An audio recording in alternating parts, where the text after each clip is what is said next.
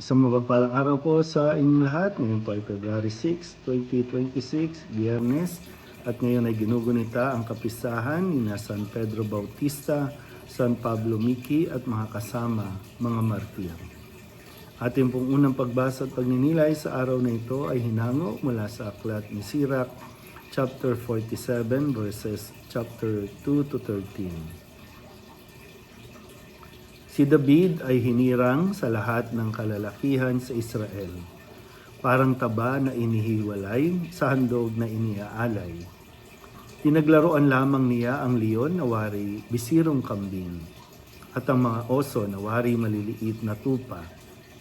Binatilyo pa lamang siya nang patayin niya ang higante at sagipin sa kahihiyan ang bayang Israel. Pinabagsak niya ang palalong si Goliath sa pamamagitan ng isang bato na ibinala niya sa kanyang saltik.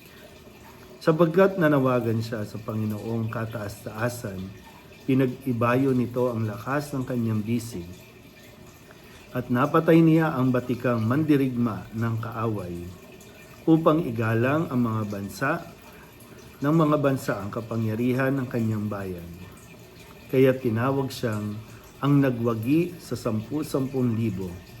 At nung igawad sa kanya ang korona ng pagkahari, ipinagdiwang siya ng bayan sapagkat tinirang siya ng Panginoon.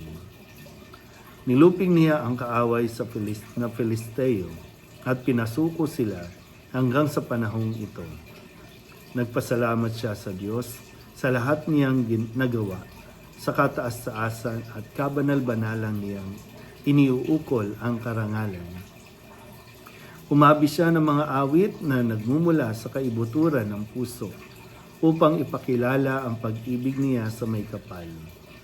Naglagay siya ng mga awit at manunugtong upang umawit sa harap ng altar sa saliw ng mga alpa. Pinaringal niya ang pagdiriwang ng mga pista at itinakda ang kanilang mga araw sa loob ng 1 taon. Ano pat umalingaw-ngaw sa tahanan ng Panginoon ang papuri sa kanyang banal na pangalan, mula sa pagbukang liwayway hanggang sa paglubog ng araw. Kinatawad siya ng Panginoon sa kanyang mga kasalanan at ibinigay sa kanya ang kapangyarihan magpakailanman. Iginawad sa kanya ang korona ng pagkahari at ipinangako sa kanyang angkan ang trono ng Israel. Ang salita ng Diyos. Muli po, isang mapagpalang araw sa inyo pong lahat. Kung ating pong aalalahanin ay narinig natin itong mga nakalipas na linggo ang tungkol kay David, sa kanyang naging buhay, na siya rin namang inuulit sa ating unang pagbasa sa aklat ni Sirach, na para bang binabalikan natin kung paano siya nagsimula, paano siya tinawag ng Diyos, paano siya nagtagumpay, paano din siyang nagkasala at paano pinatawad ng Diyos. Ito yung naging buhay ni David, na talagang napaka-biyaya ng Diyos at napakatapat ng Diyos sa kanya. Nagsikap din naman na maging tapat sa Diyos. Bahagi ng kanyang naging buhay, ang kanyang pagkakasala, pero siya naman ay humingi ng tawad sa Diyos at siya ay pinatawad din. So, maganda pagnilayan din natin na sa mga panahon na darating, maaring pag natapos ba ang buhay natin, paano tayo aalalahanin ng mga tao? Ano yung, kumbaga, hindi nila malilimutan sa atin? Siyempre, lahat naman po, kahit pangit na nagawa natin, kung aalalahanin ito, meron din naman aral na matututunan dito. Pero yun nga, paano tayo aalalahanin ng mga tao? Sa tagumpay lang ba natin?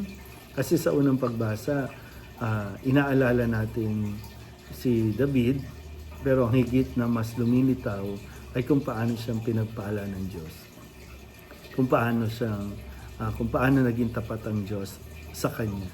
Hindi lang siya, kundi nakadikit ang Diyos sa kanyang buhay. Yun sana, iba sa inyo na alala, natutunan ninyo ang pagdarasal, pagdorosaryo, pagnanubina sa inyong mga lolo't lola o sa inyong mga magulang. At yun lagi, ipinagpapasalamat ninyo sa kanila na kayo po ay nailapit sa Panginoon, kayo ay naturuan na kung paano sumunod, magkaroon ng takot sa Diyos. Sana tayo din, sikapin din natin na makapag-iwan tayo ng magandang alaala at higit sa anumang tagumpay, mga trophies, mga certificates o awards ay ang tagumpay natin ay kung paano tayo nanatiling tapat sa Diyos at kung paano natin ito naipasa sa mga susunod na henerasyon. Muli po, isang mapagpalang araw sa inyong po lahat.